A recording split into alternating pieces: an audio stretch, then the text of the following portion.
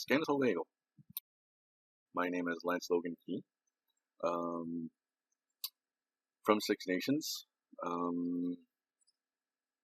working for the Land-Based Healing Center, which is an addiction center.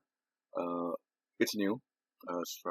I've started there in March, and I think they were in operation for maybe a year or a year and a half before I got there. I hadn't actually heard of it until around November last year.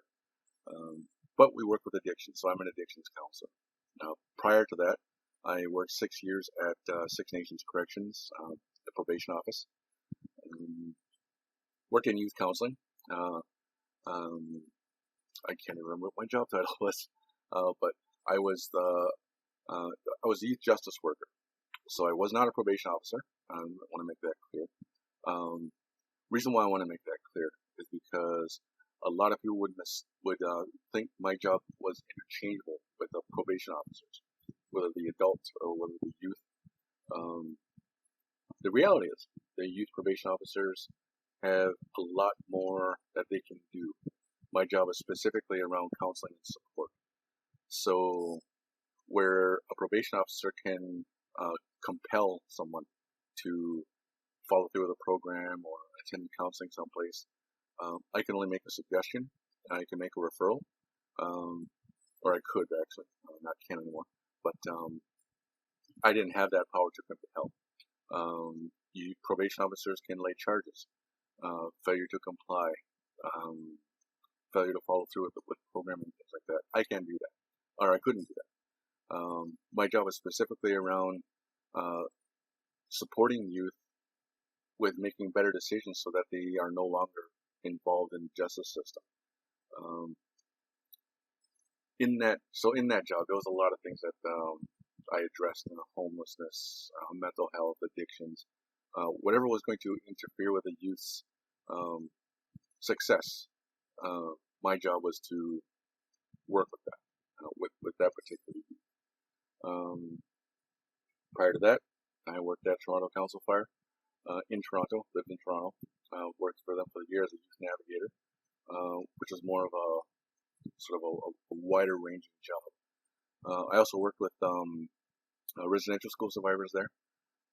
Prior to that, I was a program you may have heard of called Gijien Shave Nen, I Am a Kind Man program.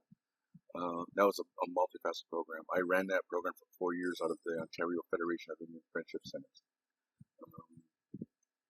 And prior to that, I was in Fort Erie, at the Fort Erie Friendship Center, doing a number of jobs: family violence, mental health,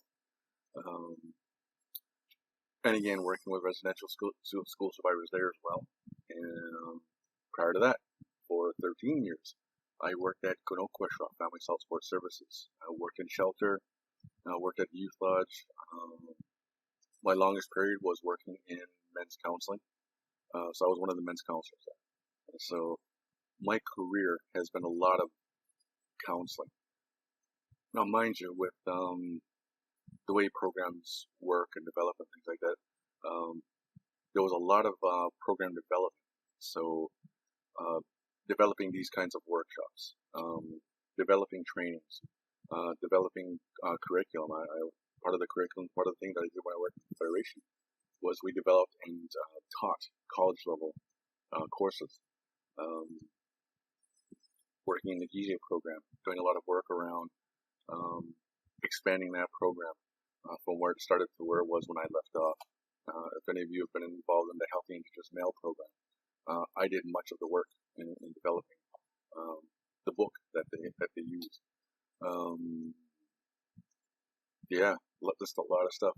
So it wasn't just counseling clients. A lot of it was developing and delivering training. And now, a lot of what I do in my private consulting is I develop presentations like this for as much as 2 days, 3 days, and I've delivered that many days of presentations in one shot on several occasions. So being able to do these kinds of things, it's a big part of the work that I've done over the years. So that's who I am professionally, personally. And there's a lot of blending of the two between my personal and professional. But on a professional or on a personal level, so Lance Logan Key, that's my English name. My real name is Skunky. Translation, Other Side of Heaven. So that's in the Cayuga language. I'm a Mohawk. I am a card-carrying member of the Hodinosio Confederacy, Wolf Clan. And so my name is a name that comes from my family. Only my bloodline from my mother has that. So the translation, Other Side of Heaven, just so we're clear, and this kind of leads into where I come from in terms of being able to deliver this kind of program, this kind of presentation, in just having that understanding that I grew up as part of two very traditional families, the Logan family and the Key family. From what I'm told, I didn't understand English until later. Up until 6 or 7, predominantly I understood Cayuga language. English come a little later. So in a lot of ways, the way I talk, and it also depends on whether I'm tired or not, or whether I'm on a roll, it may change. So just be aware of that. Because generally speaking, I can speak English fairly well. But you will notice as I speak, sometimes I will do a lot of stopping and starting, or I'll start a sentence and then I'll stop and I'll restart the sentence, and I might start it saying something different. It's because in my mind, I still structure my thoughts a lot of the way that Cayuga language it comes together. So sometimes I'll start speaking and I'll be speaking the way I'm thinking, and then I'll very quickly realize that might not make sense because I'm going to be saying it in English. So I have to stop it and restart it, because I have to remember that I'm trying to tell you something, convey information to you, and I want to make sure that it's clear. So that's a bit of a setback in doing these presentations in this fashion, is that when I'm usually doing a live presentation, that's one of the things that I will do is I will, at the beginning of my presentation, I will offer every participant the permission, basically, to make me stop and explain something that isn't clear. Or what I tend to do a lot of, if any of you have ever been in a presentation that I've done, I will actually stop and ask, is that clear? Does that make sense? And I am sincerely asking that question because the point of doing any kind of this kind of information dissemination is that your audience understands what you're talking about. Because if they're walking out with questions and it doesn't make sense, it didn't come together, you haven't done them any good. So I may, as we're going along, over-explain a few things. That's because I want to be really clear in what I'm trying to convey. I want to make sure that you understand it so it's clear. All right. And so, coming from these two traditional families, what I've come to understand is that I understand tradition in a different way than a lot of people. And when I say that, what I'm trying to say is, I come from a very privileged background where tradition is concerned. Because from as early as I can remember, it was just part of every day.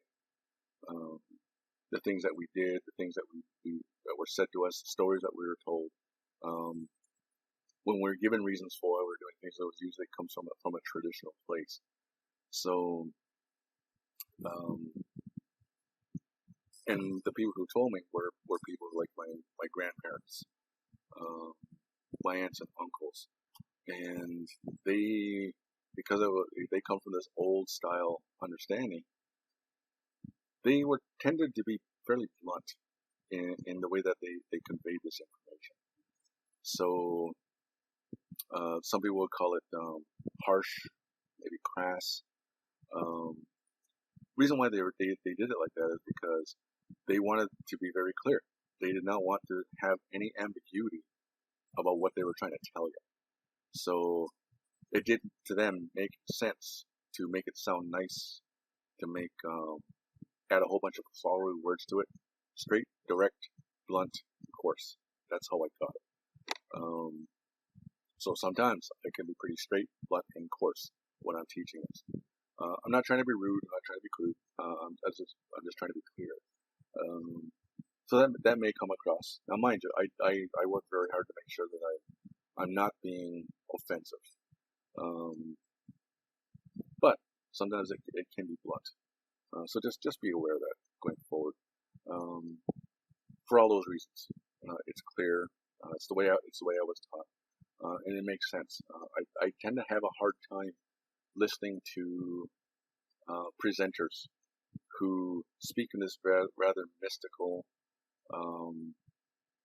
ambiguous, unclear way of talking about teachings, because in my upbringing, everything was day to day, nitty gritty.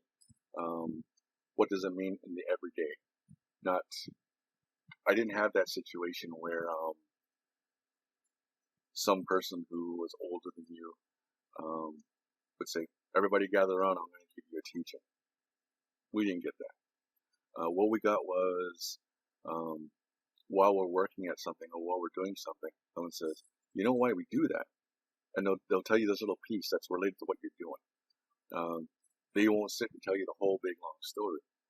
So a lot of stuff that I learned, I pieced it together as I got older, because they told me what was important to know in that moment.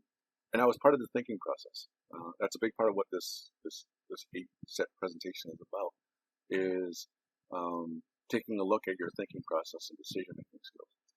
So in that, what they were doing was they were teaching me how to use my brain to hold on to information and connect it to other things. Because a lot of times we'd be working on something and they'd say, "You remember when I told you about this?" And I have to think, I have to remember it, and I say, "So that's how this connects to this." And then they tell me a little more something, and I'd have to see what they're talking about when they say the connections. I don't necessarily teach it that way. I mean, I do when it's live and it's one-on-one. I have weeks and months and maybe even years to work with a client.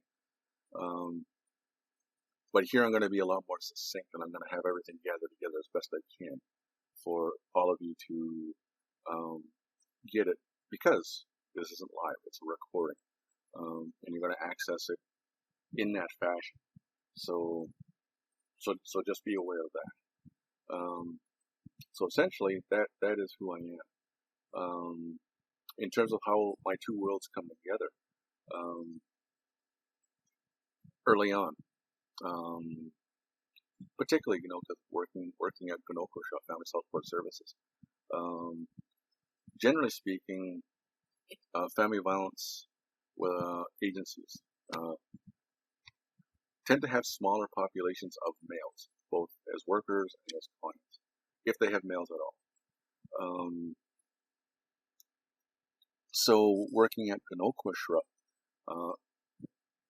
a big part of my job was to be a male presence. So initially, I hated standing up in front of a crowd. I still actually don't really like my picture being taken. My aunt and my sister will tell you they do not have any pictures of me where I'm not making some kind of face. If I know a camera's on me and it's trying to take a picture, I'm going to make a face. That's just how I am. But I never did like that limelight. But because I was the male, there were a few of us there. I think when I first started working at Hodinosio, there were 3 men, including myself. I was a student. There was the maintenance man, and then there was the men's counselor. We were the 3 males out of all the staff. So for a lot of the things that we did in terms of public education and things like that, as best as they could, they would bring us out all the time and bring us front and center.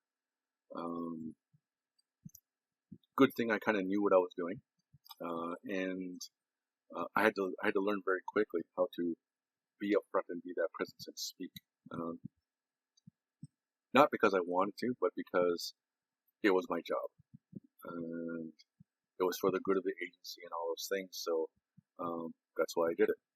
Now I don't mind it. I still don't particularly go for the limelight or anything like that, but I can do it. Um, it's a big part of the work that I've done in the past, and other things I do, like as a singer. I'm one of the lead singers for Ojibwakanyo, Old Mush Singers.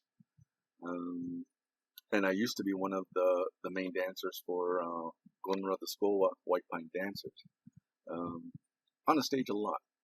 So being in front of crowds is not a hard thing for me. I don't necessarily enjoy it. I don't hate it, but it's something that I can do, and I feel fairly confident. So that goes into being able to do these things.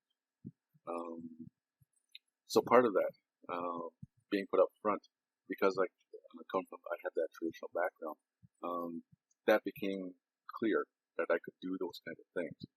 So they would put me up front, and I would do those kind of things. And one of the things that I learned very quickly was how to blend mainstream thought and work and things like that with traditional thinking and traditional values and attitudes and things like that.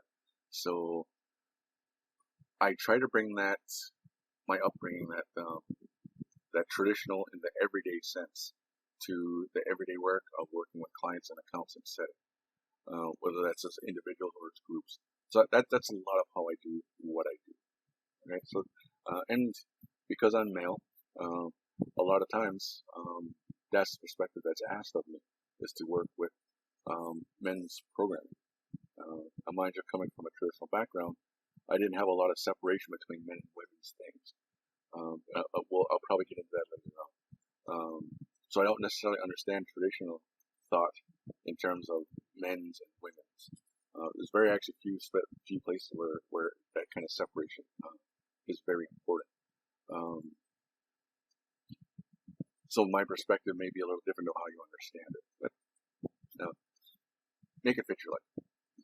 So for the subject, men's programming.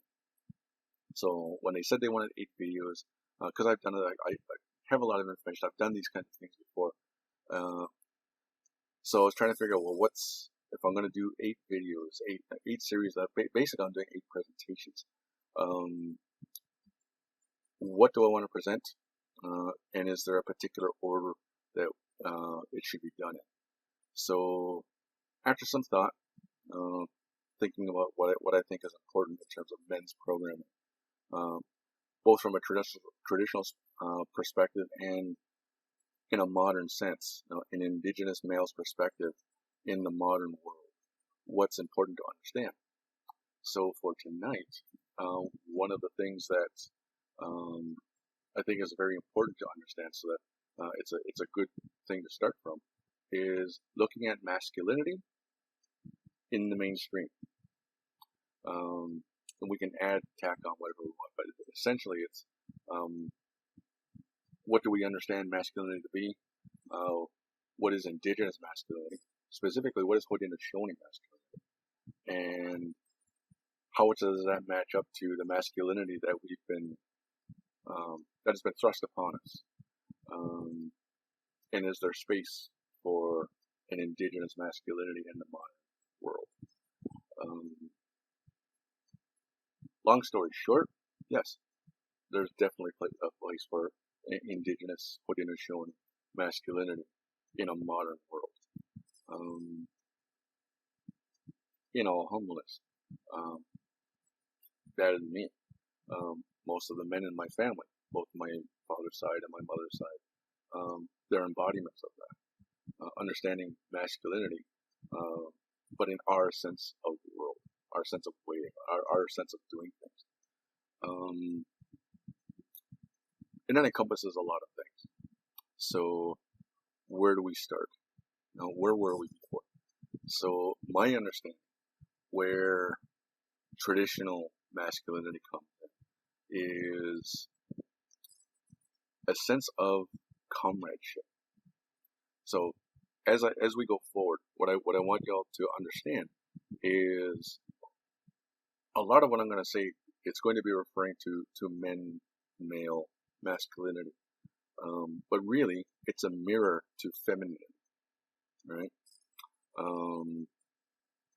And I know sometimes when I say that, when I say masculinity is a mirror of femininity, there are people who kind of do that kind of thing.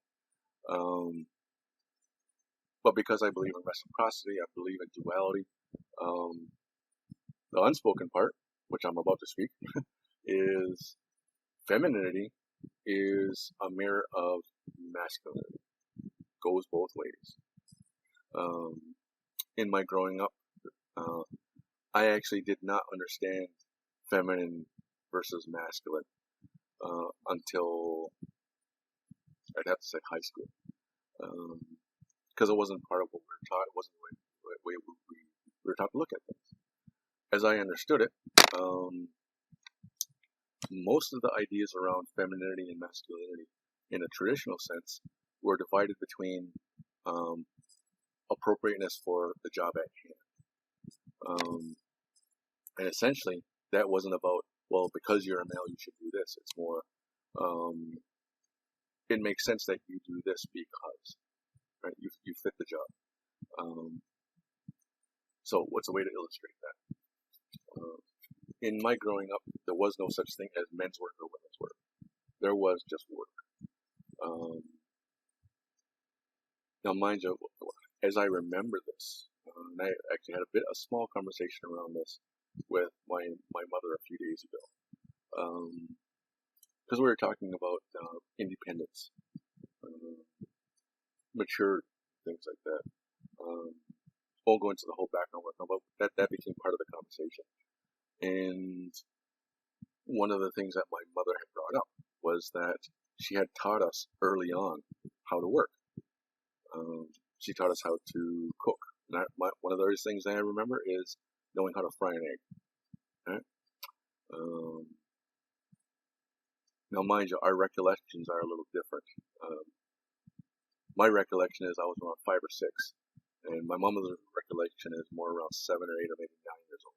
But before 10, before the double digits, teaching us how to do something like that. And at the time, what I distinctly remember is her saying, "You have to learn how to do this because you're not always going to have a woman to do it for you." Now, in that moment, I distinctly remember, why was that important? I didn't ask her, but in my interpretation, my 6-year-old mind, her interpretation, 8-year-old or 9-year-old mind, I'd never seen this idea that certain jobs were only done by one of the genders. Because up to that point, I'd seen my father fry eggs. I'd seen my father cook certain things. Mind you, my mom did the bulk of the work, but it wasn't that uncommon to see my dad do that as well. Difference was my mom was at home and dad gone to work, so he'd come home. My mom would be the one cooking through the day, things like that. So I didn't understand what she was talking about. It wasn't until I got a little older. And actually it probably was more towards grade 7 and 8. So early teens, where I started hearing things about people talking, and it confused me. Why? Because I'm a boy, I'm not supposed to do this, or why? Because she's a girl, she can't do this, or why is it assumed that these sports should be separated because of boys and girls? Because I knew a lot of girls who could outperform boys, and that's always been true from my perspective. Now, grade 7 and 8, going into high school, into adulthood now. So it wasn't until about grade 7 and 8 that really started getting solidified in high school, this idea that there's a difference between men and women. And the perception that I was seeing was it had nothing to do with what they can and can't do. It had everything to do with the fact that this is a male and this is a female. And for some reason, there was that idea. Now, mind you, nowadays I do have a pretty good perspective on why it is this way, why that perspective is there. But this idea that it was better to be masculine than feminine, and that came from European acculturation. Now, when I say that, I don't mean Europeans acculturating through indigenous culture. What I mean is European ideology being imposed and absorbed by indigenous people. Now, in particular, Hodinosionis being a matrilineal society, women's bloodlines are the hallmark, or one of the hallmarks of our culture, our civilization. So that's feminine, right? Femininity. And we have very practical reasons for that. Reasons that I agree with, that make sense to me. So here's one of those kind of blunt teachings.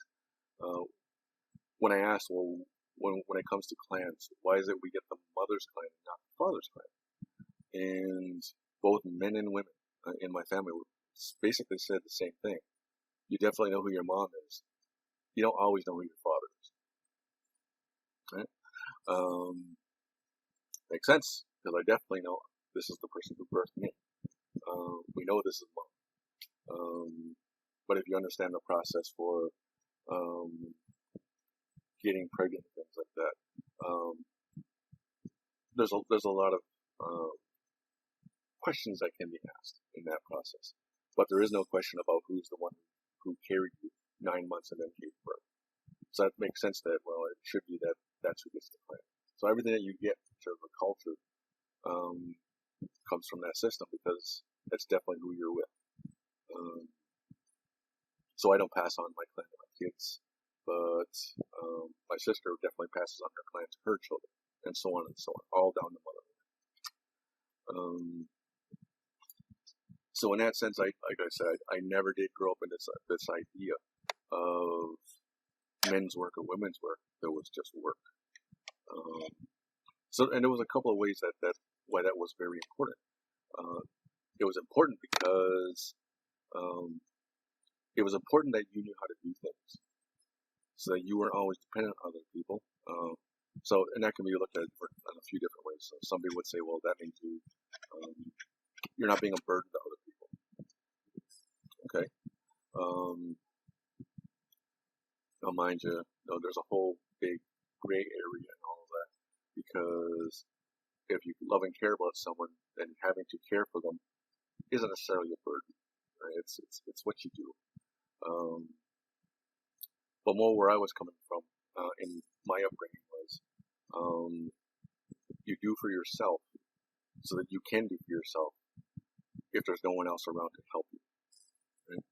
So I remember a couple of years ago in the laundromat. Got there, a couple of cousins were already there doing their laundry.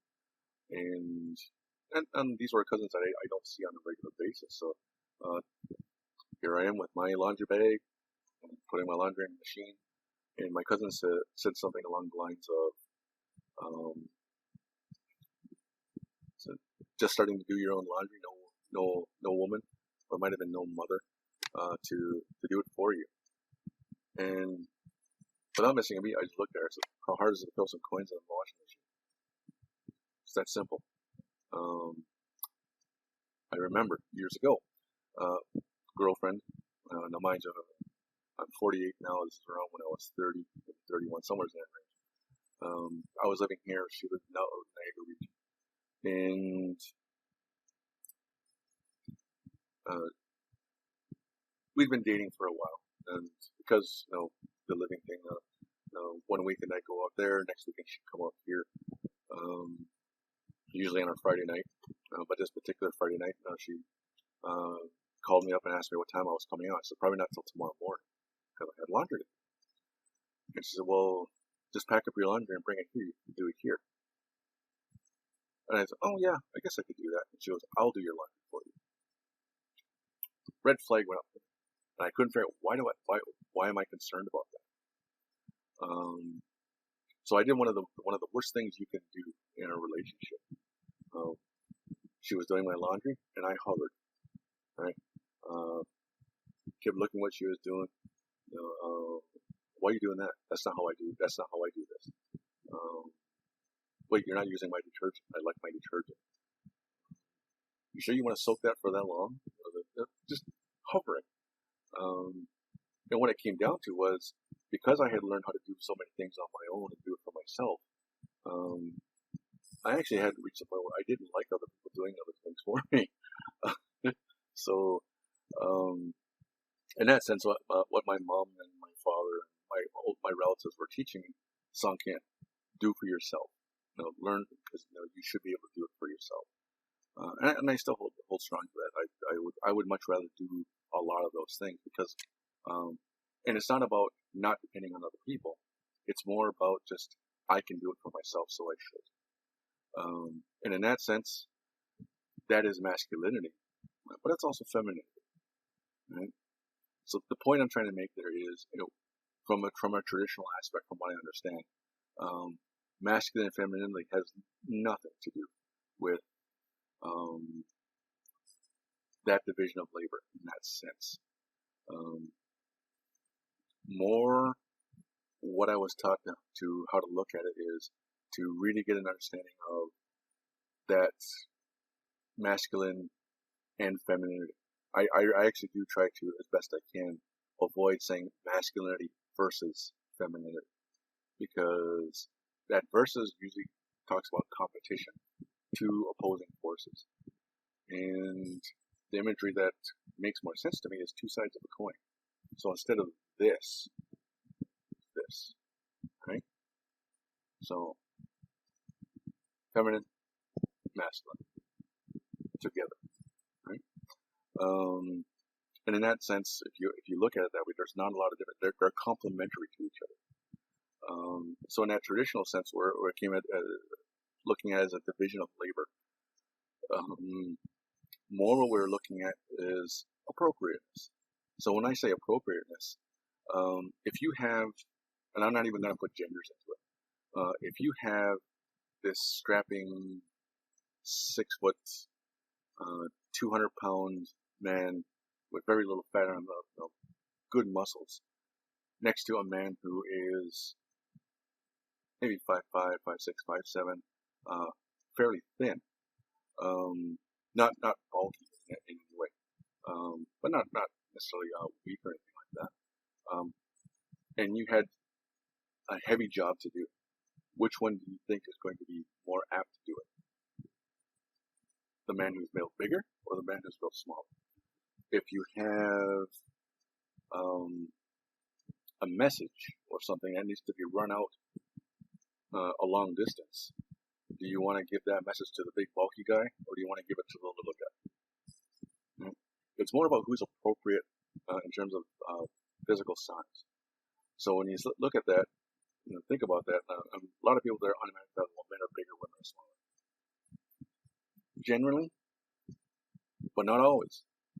Sometimes you're going to have a woman who is bigger than a man, bigger than many men. You're going to have men who are smaller.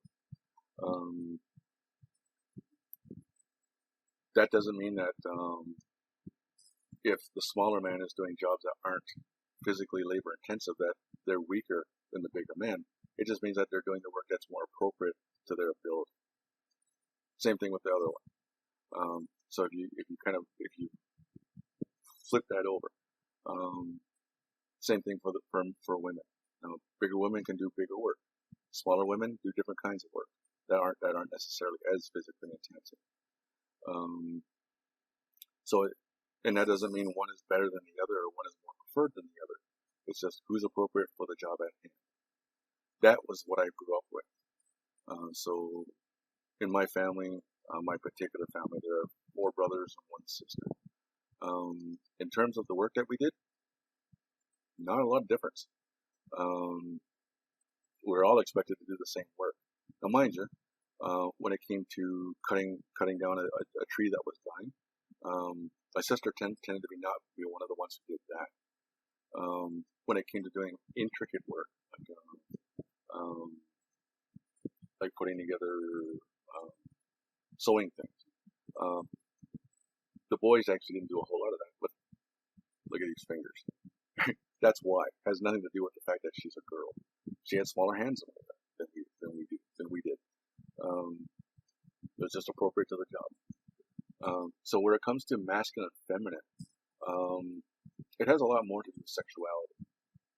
So in the traditional sense, in growing up, um, we had a way of raising our children that sort of fit that.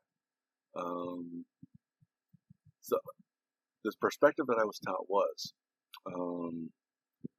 prior to puberty, children were generally androgynous. Now that's not to say that they didn't have differing genitalia or anything like that. More what it meant was who they were going to become after puberty as adult men and adult women wasn't there yet. So in that sense, where how I had talked about, there wasn't a lot of differentiation when it came to genders and mindset. This is where there was not a lot of differentiation physically in terms of physical ability. So they tended to spend a lot of time with opposite sex, opposite gender, before puberty. So young boys spend a lot of time with their female relatives. Not all the time, but a lot of it. Young girls spend a lot of time with their older male relatives. Not all of it, but a lot of it. Reason being is because one of the ways that a lot of Indigenous people, the Hodinosio included, the way that we learn is through observation. So now, when we say that they would spend time with their older relatives, it was usually relatives who already had children. Because for a lot of the young girls, like who had reached puberty, they were sort of out in the community doing work that way. They weren't necessarily at home all the time. Same thing with the young boys. They were out in the bush learning those things. So the kids were too young to be doing what they were doing. But aunts and uncles who were doing work. And because one, there was a lot of us, and we're agricultural based, so we weren't dependent on constant work looking for food. There was a lot of time, casual time.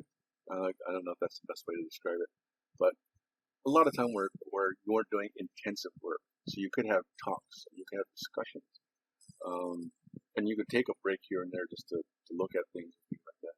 So they would spend their time with those relatives. So for the young kids, what they were doing was they were learning what the opposite gender was about. For young girls, how do men talk to each other? How do men come to their decisions? How do they discuss? How do they work? For young boys, the same thing when they're spending time with their female relatives. Because when they reached that point where puberty was coming into play, that's when it was time to learn. Now I need to know what my roles are as an adult male or as an adult female. So that's when young girls would go back to spending most of their time, if not all of their time, with adult relatives or adult women in their families. And the boys were doing the same thing because now they were learning that's not just what am I observing, what am I going to do? So what do I have to do as a young man, as a young boy, or as an older boy, as a young man? But they're doing it through that lens of understanding how this relates to how the women do things. Right? So there was always this understanding of this. Right?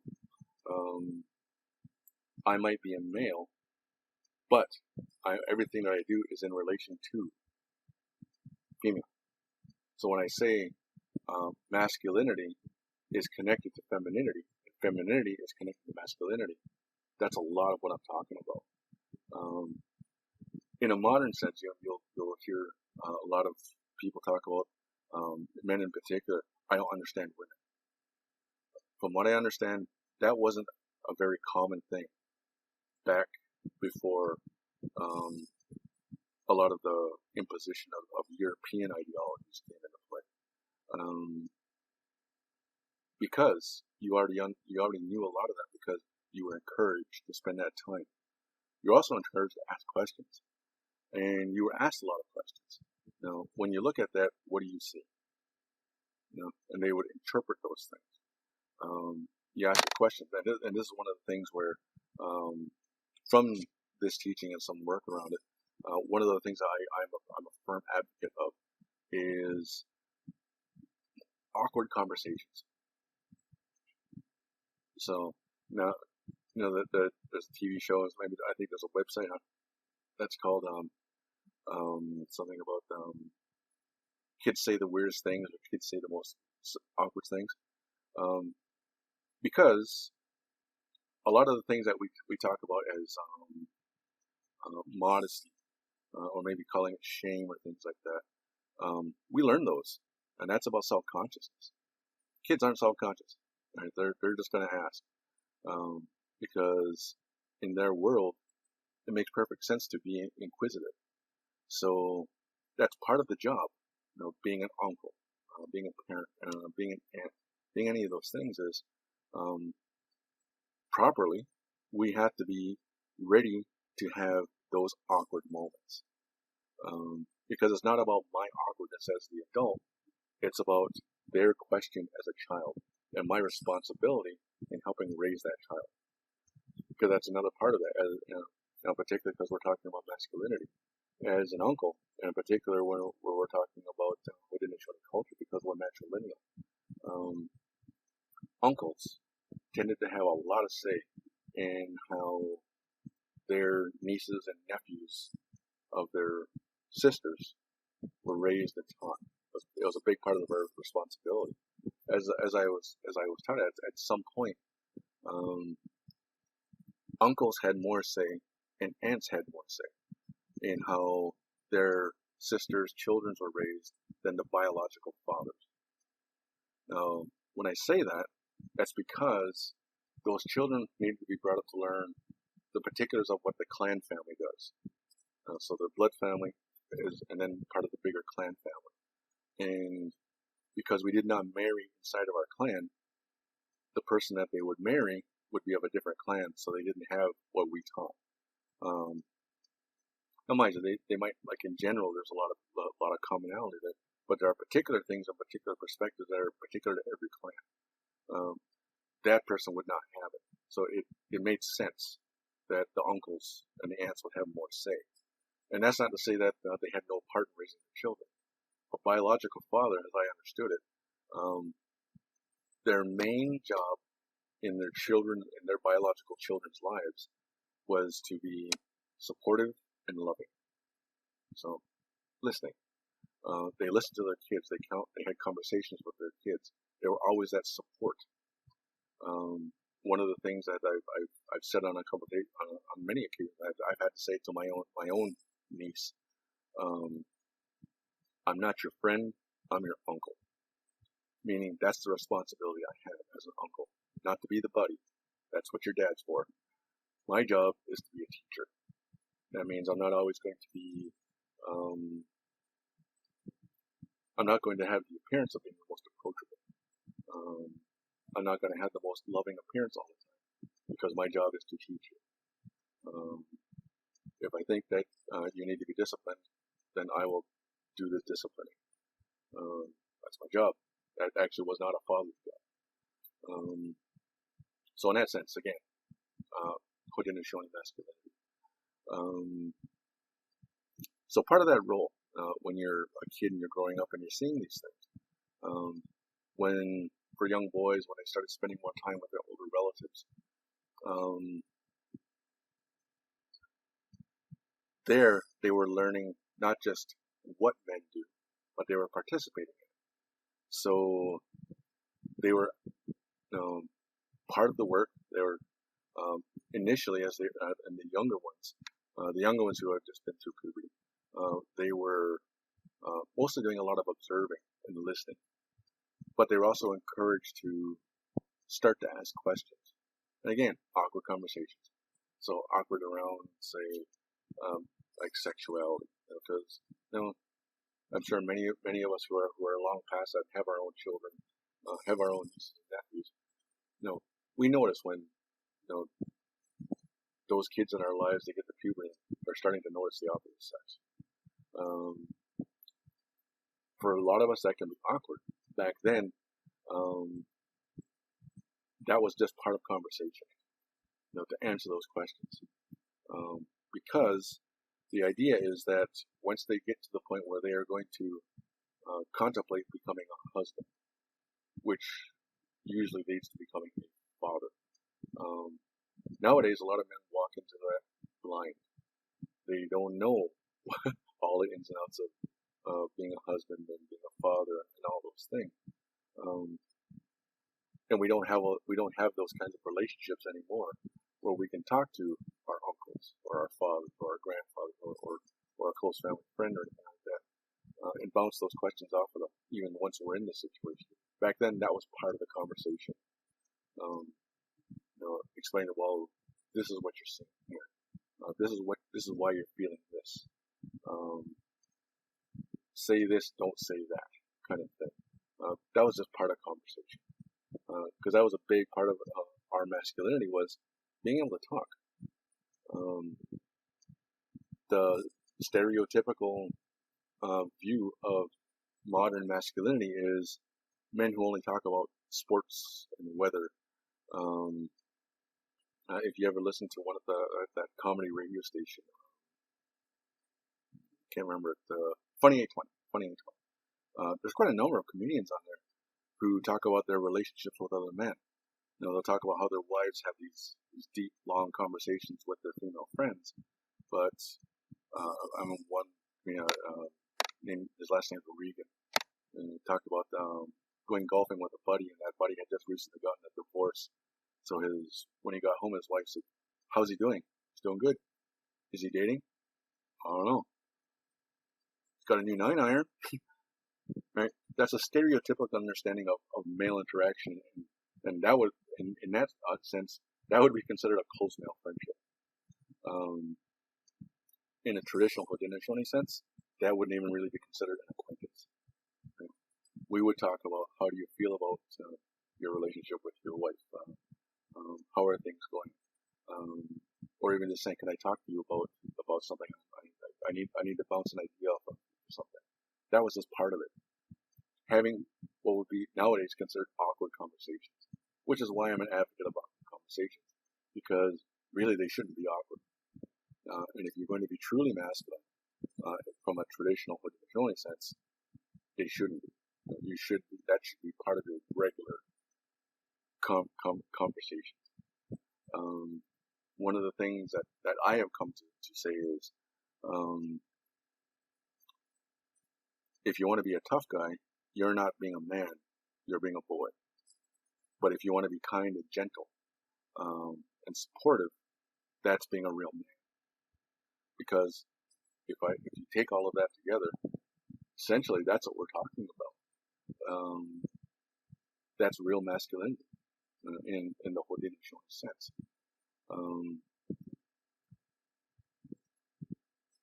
That's who we're supposed to be. So, and when you think about that, a lot of that then being kind and gentle and supportive and things like that, those are attributes that are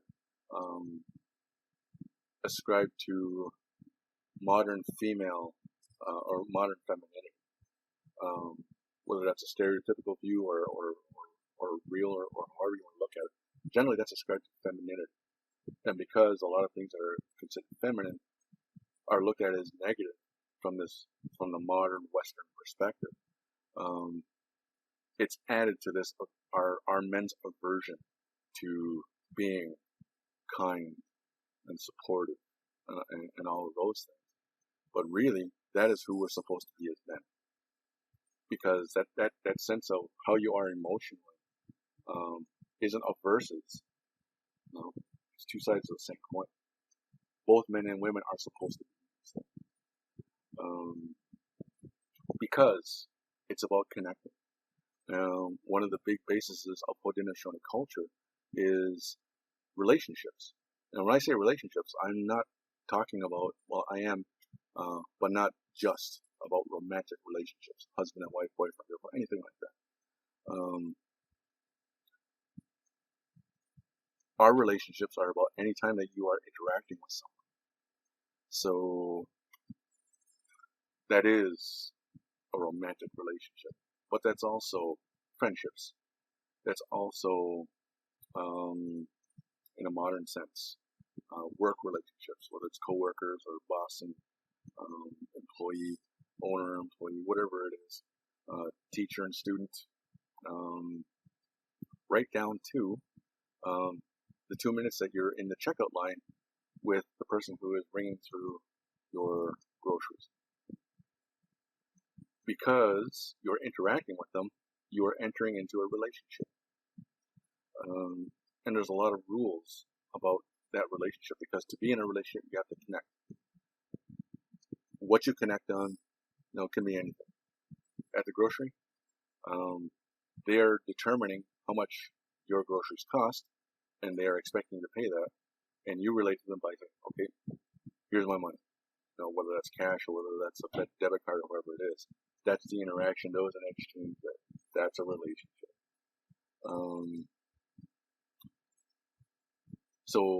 And now especially with COVID going on, that where you see these videos of people who are going off on cashiers and store people because they can't have their way, basically. That's poor relationship skills. Understanding that you're in someone else's place, you're in someone else's home. They have how they want to do it. You respect that because you're in their home. That's relationship. Walking into a school, walking into a workplace, same framework. And that's one key thing that I want you all to remember. A lot of what I talk about when we are going through these 8 videos is frameworks. Get past the details of what's right in front of you and look at the framework. Because the framework will tell you how you need to respond. Keeping in mind the ideals of Hodinosio relationship and connectedness and things like that. Yeah. So, getting back to that idea, how to respond to these things. A lot of what we're going to be talking about in this, even though the theme is men's programming, things that are going to help men. It's also about relating to women and femininity, and from a traditional aspect, how a lot of the things I'm teaching are things that women are all supposed to be able to do and learn as well. But it's also this understanding that protocols, fitting frameworks, things like that, that's going to be such an important part in understanding. So it's going to be a shift in how you look at things, a shift in perspective. And I'll probably talk about perspective in the next video that I do. But just to be clear, that's perspective is such a huge thing. Hopefully, because it's a men's program, and for me, in a bigger sense, that is the thing. Being a truly masculine man, not necessarily the tough guy or anything like that, but a man, a connected man, a loving and feeling man, an Indigenous man, a Hodinosio man. How all of that comes together, what all of that means in terms of how you walk in the world as a human being, as a man, and in all the titles that you carry, whether that's father, son, grandson, uncle, husband, friend, how all of that comes together to be who you are.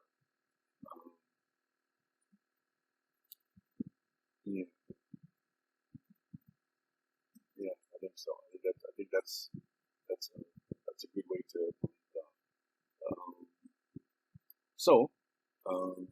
I hope that at this point is where I would be saying, are there any questions? Did I miss anything? So I don't know how we could handle that.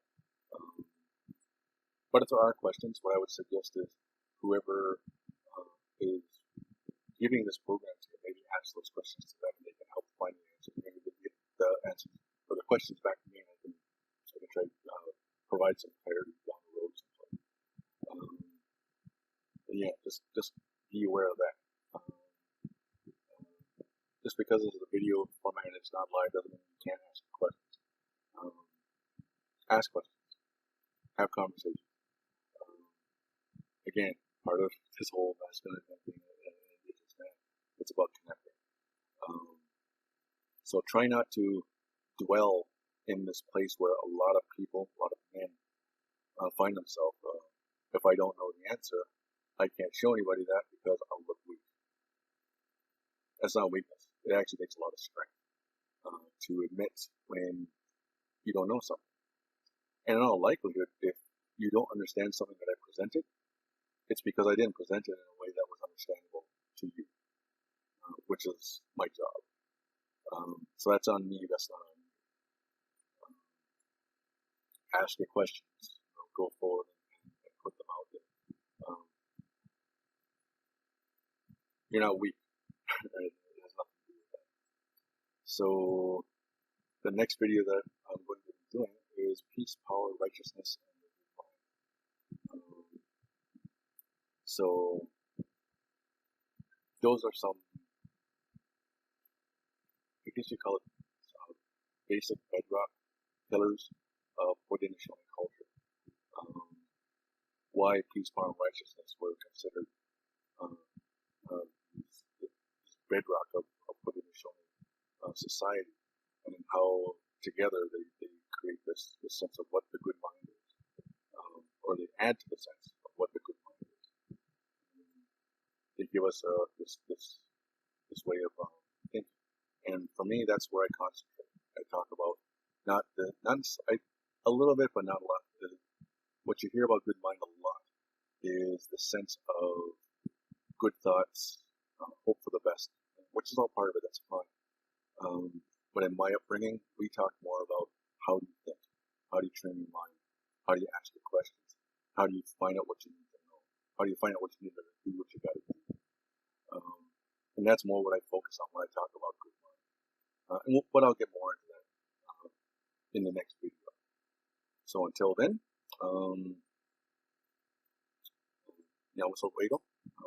glad you all attended. Hopefully you stayed all through it.